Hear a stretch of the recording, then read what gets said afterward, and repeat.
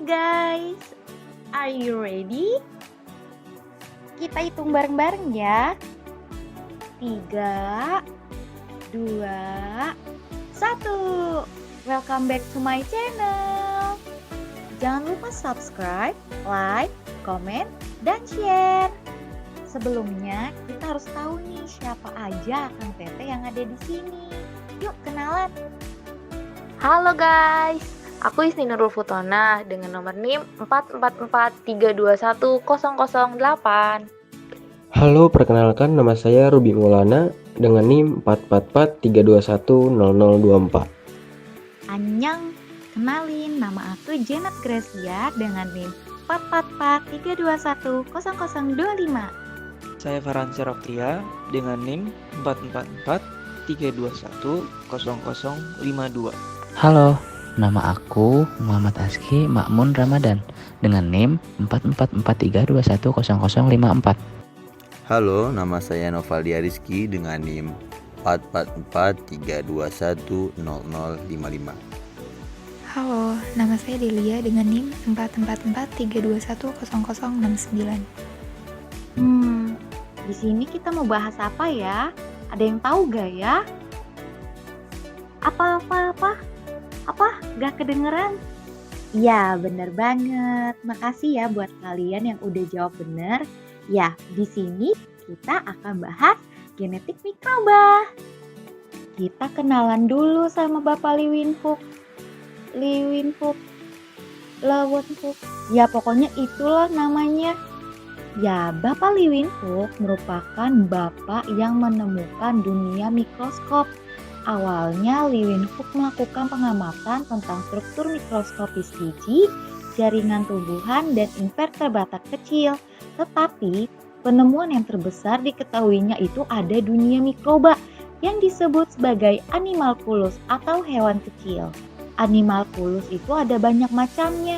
Ada protozoa, ada alge, ada kamir, dan bakteri. Ciri-ciri mikroorganisme itu apa aja sih? Yuk, simak baik-baik. Pertama itu ada morfologi. Mikroba pada umumnya sangat kecil.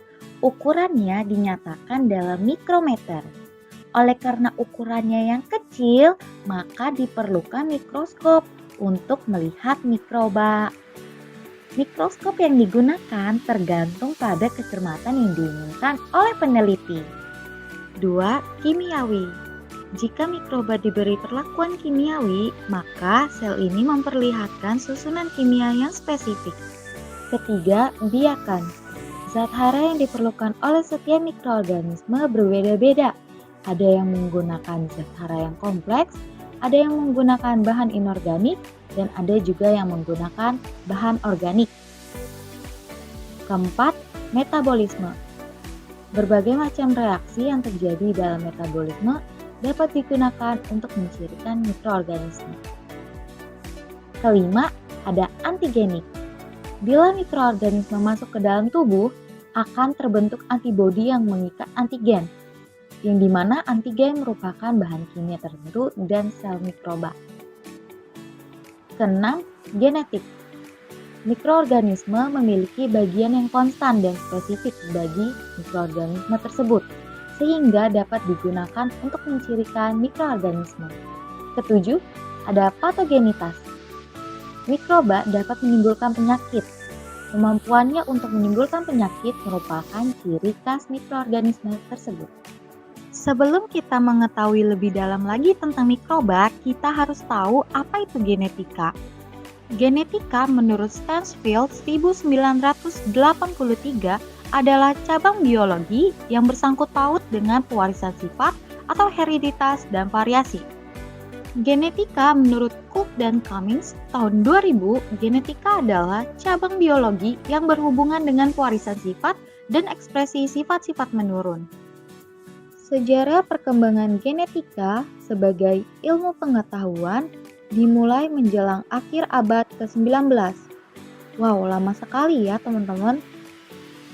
Genetika ditemukan oleh seorang biarawan Austria yang bernama Gregor Johann Mendel yang berhasil melakukan analisis yang cermat dengan interpretasi yang tepat atas hasil-hasil percobaan persilangannya pada tanaman kacang ercis atau Pisum sativum, yang dimana berdasarkan hasil penelitian Gregor Johann Mendel terjadi perubahan-perubahan pada bentuk, warna, ukuran, dan sifat-sifat lain dari kacang polong. Ahli genetika yang bernama Theodosius Dobzhansky menyatakan bahwa Nothing in biology is understandable except in the light of genetics. yang artinya tidak ada yang bisa dimengerti dalam biologi kecuali hal genetik. Jadi, genetika adalah inti dari biologi. Pengertian genetika klasik diantaranya yang pertama, genetika adalah ilmu yang mempelajari pewarisan sifat dari induk kepada keturunannya. Yang kedua, hukum-hukum genetika adalah hukum segregasi dan random assortment. Ketiga, teori herediter partikel Mendel, yakni induk mewariskan faktor-faktor herediter atau gen pada keturunannya.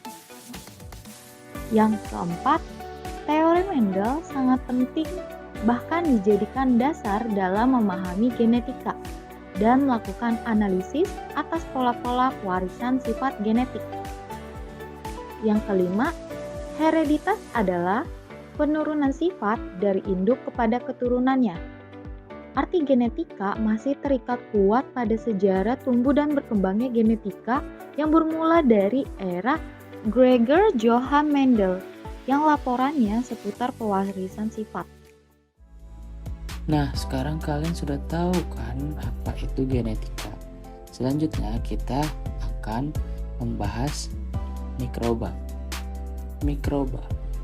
Secara umum, mikroba ditemukan dalam bentuk populasi yang tersebar di lingkungan seperti tanah, air, dan udara. Terdapat banyak mikroba yang hidup di alam seperti bakteri, kapang, ragi, dan lainnya. Oleh karena itu, pada suatu lingkungan mikroorganisme alami merupakan suatu populasi campuran dari berbagai jenis mikroorganisme. Pertumbuhan mikroba umumnya dipengaruhi oleh media pertumbuhan dan lingkungannya. Kemampuan mikroba tumbuh dipengaruhi oleh dua faktor, yaitu faktor intrinsik dan faktor ekstrinsik. Faktor intrinsik yaitu meliputi pH, aktivitas air, potensial oksidasi reduksi, kandungan nutrisi, senyawa antimikroba, dan struktur biologi. Serta faktor ekstrinsik itu meliputi suhu, kelembaban lingkungan, dan susunan gas lingkungan. Mikroba sangat sulit untuk mengidentifikasinya. Ditambah dengan adanya berbagai macam mikroba, perlu dilakukannya pengklasifikasian sesuai dengan morfologi, fisiologi, maupun genetikanya. Nah, sekarang kita akan masuk ke genetika mikroba. Berdasarkan genetiknya, mikroba dikelompokkan menjadi 3, yaitu mikroba wild type atau galur liar, yang kedua mikroba transgenik atau hasil rekayasa genetika, dan yang ketiga adalah mikroba patogen. Mikroba wild type atau galur liar adalah mikroba hasil isolasi dari alam dengan teknik mikrobiologi yang ada dan bukan mikroba hasil modifikasi genetika. Mikroba transgenik atau hasil rekayasa genetika adalah mikroba yang memiliki tambahan informasi genetik dari luar dan mempunyai kemampuan untuk mewariskan sifat genetik yang telah berubah itu secara stabil pada keturunannya melalui proses rekayasa genetika. Mikroba patogen. Mikroba patogen adalah mikroorganisme yang bersifat patogen atau mampu menimbulkan penyakit. Semakin berkembangnya zaman, ilmu genetika semakin mengalami perkembangan, bahkan ilmu genetika sejak ditemukan gen dan kromosom. Genetika berkembang ke arah genetika molekuler. Pengertian genetika menjadi ilmu yang mempelajari tentang gen. Genetika diartikan sebagai ilmu cabang biologi yang mengkaji materi genetik tentang strukturnya, reproduksinya, kerjanya, perubahan dan rekombinasinya, keberadaan dalam populasi, serta perekayasaannya. Penemuan DNA rekombinan membuka perkembangan rekayasa genetika. Teknologi rekayasa genetika memberikan banyak harapan bagi kita di berbagai macam bidang kebutuhan.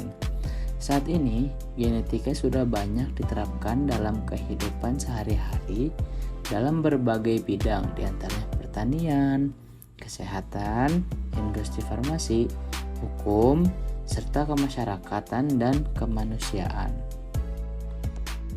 Selanjutnya, kita akan masuk ke genetika bakteri. Ada dua fenomena biologi pada konsep hereditas ini, yaitu yang pertama, hereditas yang bersifat stabil, di mana generasi berikut yang terbentuk dari pembelahan satu sel mempunyai sifat yang identik dengan induknya. Yang kedua, variasi genetik yang mengakibatkan adanya perbedaan sifat dari sel induknya akibat peristiwa genetik tertentu, misalnya mutasi. Unit herediter bakteri. Yang pertama itu ada kromosom. Kebanyakan gen prokariota terdapat pada kromosom karena yang terletak dalam suatu bagian pusat sitoplasma yang disebut daerah nuklear atau nukleoid. Yang kedua ada plasmid. Plasmid merupakan materi genetik di luar kromosom, tersebar luas dalam populasi bakteri. Kebanyakan plasmid ini bersatu dengan kromosom bakteri, dapat berpindah dan dipindahkan dari satu spesies ke spesies lain. Jumlahnya dapat mencapai 30 atau dapat bertambah karena mutasi. Ada yang tahu nggak nih jenis-jenis plasmid itu ada apa aja sih? Terus kegunaannya apa? Oke, mari saya jelaskan. Pili F merupakan pili yang terlibat dalam transfer plasmid resisten antibiotik. Begitu pula pada pili I yang merupakan pili yang terlibat dalam transfer plasmid resisten antibiotik. Elemen genetik bergerak. Elemen genetik bergerak dikelompokkan berdasarkan kemampuannya untuk menyisip sebagai segmen DNA baru pada lokasi genom secara acak. Kemampuan elemen ini untuk mengubah urutan ditemukan sebagai sifat alami pada kromosom prokariot, plasmid, dan genom bakteriofaga. Dua kelompok besar elemen yang berkemampuan mengubah urutan DNA yaitu yang pertama ada IS atau incentrion sequence, yang kedua yaitu transposon. Insertion sequence adalah elemen urutan sisipan yang merupakan unsur genetik yang mampu menyisipkan ke tempat baru pada replikon yang sama maupun berbeda. IS ini tidak dapat mereplikasi dirinya sendiri. Transposon adalah unsur genetik yang mengandung beberapa KPB DNA, termasuk informasi yang diperlukan untuk migrasi dari satu lokus genetik ke lokus genetik lain, terutama untuk fungsi khusus, misalnya resistensi terhadap antibiotik. Selanjutnya, kita akan membahas genotip dan fenotip bakteri. Berdasarkan medium pertumbuhannya, dibagi menjadi dua, yaitu prototrofik dan auxotrofik. Perbaikan DNA yang rusak. Sebagian DNA yang rusak diperbaiki sebelum menyebabkan perubahan menjadi mutasi genetik yang diturunkan. Perlu dicatat bahwa pada sebagian besar jalur perbaikan kemungkinan hanya karena double helix alami DNA. Cetakan rantai yang rusak tersebut biasanya digunakan untuk mengganti informasi yang hilang pada saat DNA rusak. Perbaikan DNA yang rusak dapat dilakukan dengan cara yang pertama, pengembalian langsung dari kerusakan, direct reversal of damage. Yang kedua, perbaikan eksisi atau pengeluaran, excision repair. Yang ketiga, perbaikan bypass dan sistem SOS. Mungkin segitu saja yang hanya bisa disampaikan oleh kelompok 1. Kurang lebihnya mohon dimaafkan. Thanks for watching guys. Bye bye.